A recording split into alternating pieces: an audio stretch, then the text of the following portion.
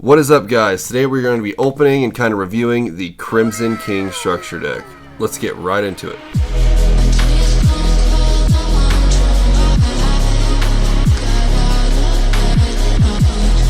So the giveaway for this video before we get everything started is going to be a Crimson King structure deck. To enter the giveaway, all you have to do is like, comment, and be a subscriber. And lastly, before we get started, I'm going to do the same thing I did with Trap Tricks. I'm going to review the deck, and then I'm going to make a deck profile with 3 of them, take it to locals in 2 days actually, see how it does and whatnot, what it's missing. And then I'm going to do a $100 budget version of the deck, and possibly, make a full force version of it as well. I'm not sure. But definitely stay tuned for the 3 of and the $100 budget version of the deck, because it does lack a lot of meta relevant staples that you need and whatnot, and I think we can make it really good actually. Anyway, let's get right into it. So this is a structure deck that has probably been long overdue. It's based around Jack Atlas from the 5Ds era of Yu-Gi-Oh, synchros and whatnot. It is a Resonator slash synchro deck. I mean, D-barrier does exist, and at least with this structure deck, if you do just the one or you put 3 together or whatever, your extra deck is nothing but synchros, so that kind of stops you or whatever. Maybe if it gets super good and more people than usual, which right now it's actually a lot of people have D-barrier in their side deck, maybe we gotta throw some crossouts in here, Call It By The Grave, some stuff like that to hopefully prevent that. But another thing, Gravity Collapse is also a card that exists, and if your whole end board is synchro monsters, you basically turn skip your opponent by getting rid of your least favorite synchro monster, unless they play a whole bunch of spells and traps and just ruin your day anyway. But regardless, it is one of those combo decks that you hate to face it because your opponent takes 15 minutes to do their turn. For you to just go to battle phase and then into battle phase, play evenly, and then boom, done. Or you can Regeki them, but then they have a giant boss monster that will negate it. So then you have to play Thrust, search a Dark Hole or another Regeki or whatever, then activate that and wipe their board or whatever. It is a super combo heavy deck, but not as bad as super heavy Samurais before the Scarecrow ban and whatnot. So it's not too intensive, but it is very combo heavy. And that being said, it gives you a lot of the tools you need to actually play the game. It's similar to the Trap Trick structure deck, even Albaz Strike. If you buy 3 of these, you can actually play pretty well. So all you gotta do is pick up 3 of these bad boys and kind of learn the deck, and then you can go to locals and actually do something, and obviously pick up advice and cards that people think are good and stuff along the way while you're doing that. Anyway, now for the card list. As usual, we are missing meta relevant staples and stuff. Well, actually, not as usual. Trap Tricks came with Ash Blossom and Evenly, and Evenly was at 550 and Ash was at 5, so you got all your value out of those 2 cards. And then Cyber Strike came with an Imperm reprint, and at the time that was $11.50. So oddly enough, when I did my $100 Trap Tricks video, which is right here, the first things I told the people to buy in that video was 3 Trap Trick structure decks and 3 Cyber Strike structure decks, if you could find them for $10. And actually, oddly enough, I actually still have those Cyber Strike structure decks. I just took the Imperms out and then I just kept these like that. But without the Imperms, I literally can't even give them away. They did add, staple cards, I guess. I mean, they added Pot of Extravagance, which I think is extremely weird. So for those of you that don't know or are new or anything like that, this is Pot of Extravagance. This is a gold one, not the one that comes in there. And what it does is at the start of your main phase, banish 3 or 6 random face down cards from your extra deck, and then you draw 1 card for every 3 that you banished, and then you can't draw anymore. But if you play that card and you banish one of your boss monsters or all your boss monsters, or I think Red Nova Dragon is an extender in this deck, or is it Red Rising? I don't know, we're about to break it open in a second. But if you get rid of all your extenders or something, then you're just screwed. So nobody's gonna play that card. I don't know why they added it in. But that being said, with how competitive Yu-Gi-Oh is right now, for the last 4 months or so, since Cyberstorm Access basically, I think this deck would have been a great opportunity for Konami to reprint Droll and Lockbird. Its last printing was in Tactical Masters. It was a collector rare and a rare, and I guess it is coming in the rarity collection soon, so it would have been a lot of printings of it. But I still think this would have been a really good opportunity to get rid of that extravagance and throw in a Droll and Lockbird. But it is what it is. There is, if I remember correctly, there are 7 new cards in here. This is from an era that I didn't play, so if I miss a card that is new, or if I say a card's new and it's not new, just leave it down below so myself and other viewers kind of know that I messed up. Let's crack this bad boy open. Boom. Okay, that already looks cool. Oh, it's really weird. Usually it's the plastic trays, but they did this differently. They made it more difficult, that's for sure. Okay, and here we go. Let's look at this mat, because it already looks kind of cool, I guess. Yeah, that is looking really nice. There we go. This looks really good, actually. Yeah, I like this. I'm gonna need to get like a cloth version of this or something. There is a release tournament for this deck that I will be going to. I gotta research a whole bunch about it and build the deck first of all and then play test a bunch. So maybe when you guys come back for the next video where I do the 3 structure deck version of the deck, hopefully I'll have some first place prizes to show you as well. That would be really cool.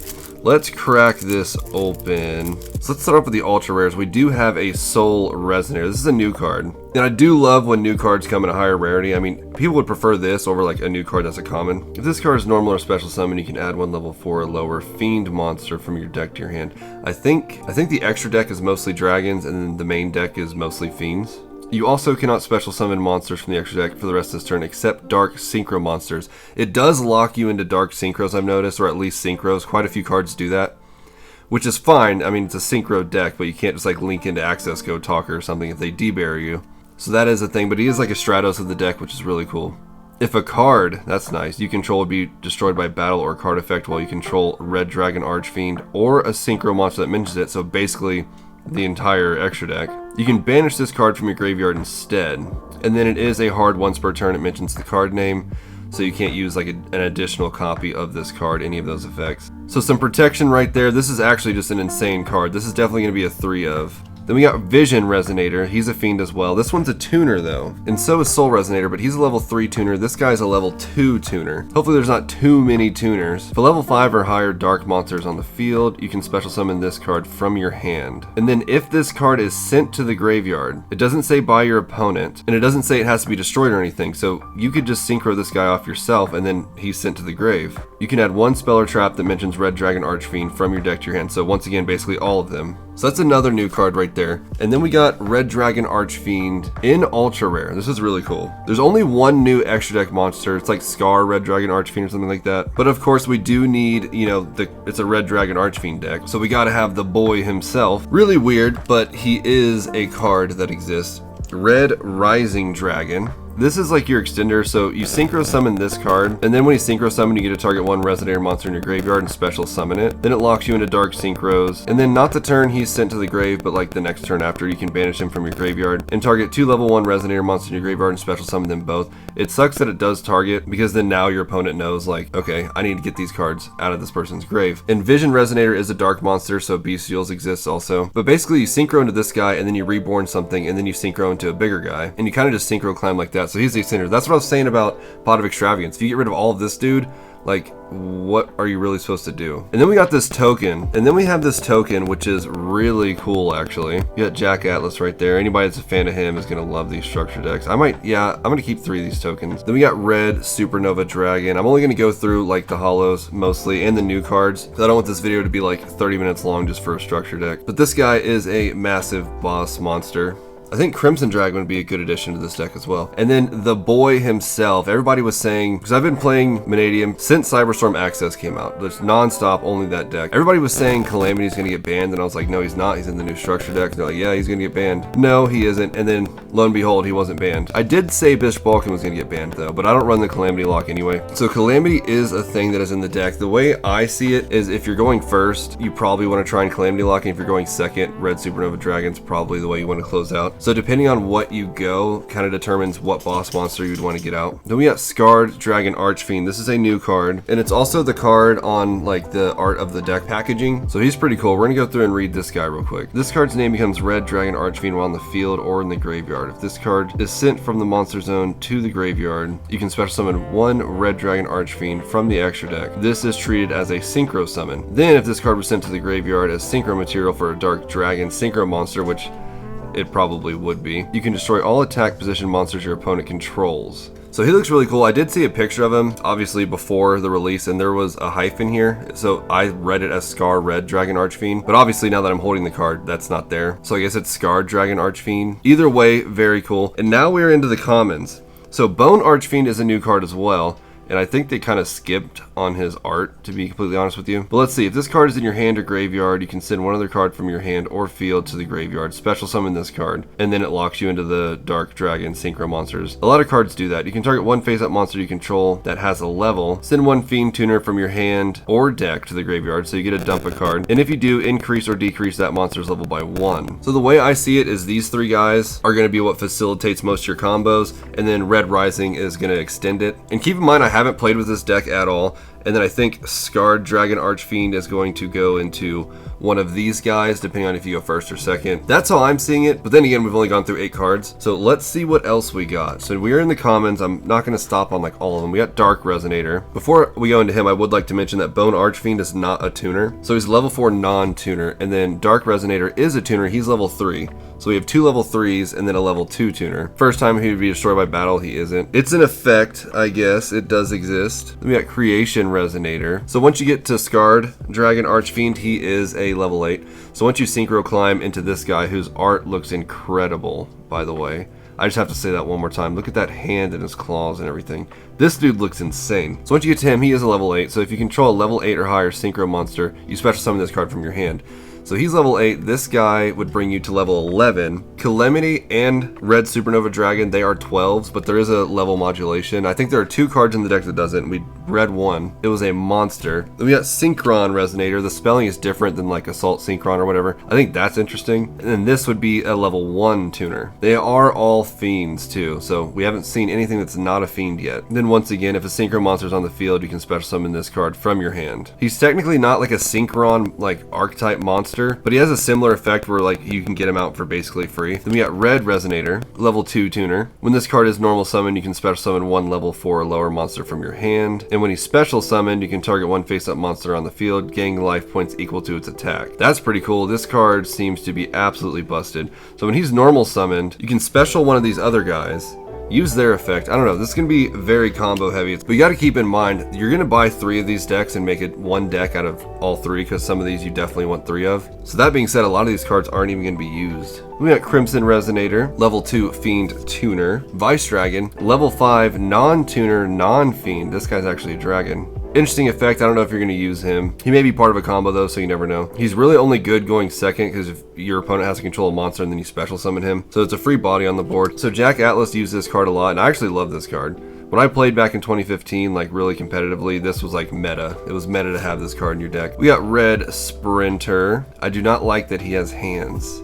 That is the thing. Red Warg. All you have to do is normal summon a Resonator monster, and then you special summon this guy, and he's level 6. Interesting, interesting. Okay. Wandering King Whirlwind. Phantom Knight Hydrid, or Hydride, something like that. Magical King Moonstar. Absolute King Backjack. I feel like this dude's been printed a bunch of times, or at least I've seen him a lot. Red Dragon Archfiend Assault Mode. We got Assault Beast. Psychic Tuner, Psy Reflector, interesting. When he's normal, a special summon, you can add one Assault Mode, activate, or card that mentions it from your deck to hand. Weird, weird. Fire Ant Ascator.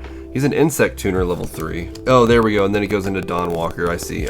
Danger Nessie. I don't know why this card needed reprinted, but it is fine. As long as it flows with the deck, you know. Danger Chupacabra, so some danger cards. Witch of the Black Forest, that's an old card. Absolute Power Force. This is a new card, I believe. Quick Play spell, that's really nice. Target one Red Dragon Archfiend you control. If that monster you control battles an opponent's monster this way, apply these effects until the end of the damage step. Gains 1,000 attack. Your opponent cannot activate cards or effects. If it attacks a defense position monster, inflict piercing battle damage, and any battle damage they would take is doubled. This is insane. This has pretty good potential. This is another new card, Crimson Gaia. Continuous spell card. During your main phase, you can add one Red Dragon Archfiend or one card that mentions it from your deck or graveyard to your hand, which is basically the entire deck. And then when your Red Dragon Archfiend declares an attack, you can change all monsters your opponent controls to face down defense position. That is absolutely insane. If a monster on the field is destroyed by battle or card effect, you can special summon one Red Dragon Archfiend from your graveyard. Well, there you go. There's that Gravity Collapse bait. Not really bait, I guess. Like you just summon one back and then Gravity Collapse, something like that. I don't know.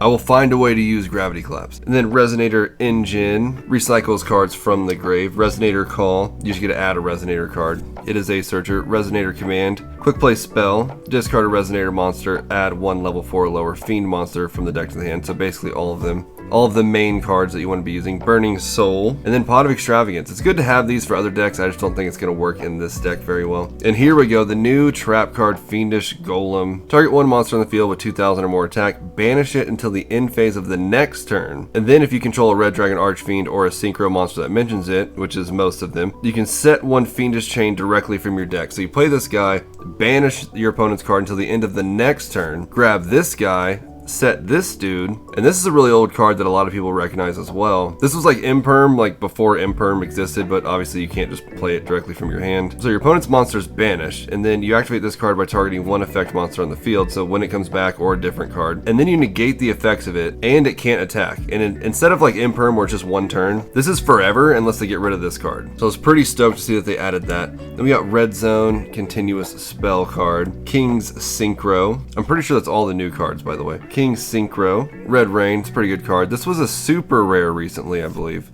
Time to Stand Up, Powerful Rebirth, Assault Mode Activate, Tears of the Overroot. I love the art on this card. A lot going on, but it does not matter. It's really, really cool.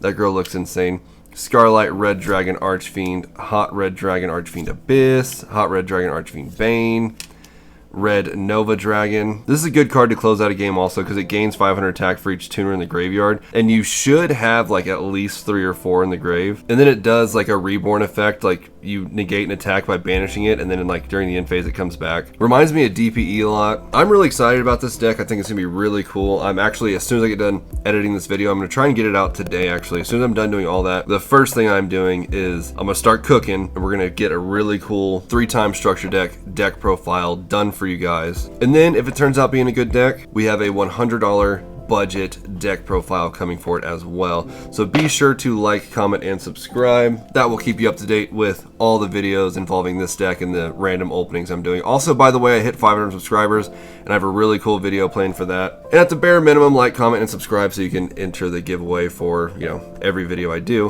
which in this case would be the Crimson King structure deck. Just one, so instead of buying 3, you don't have to buy 2, or just have one sealed laying around. That definitely never hurt. Regardless, I will catch you guys next time.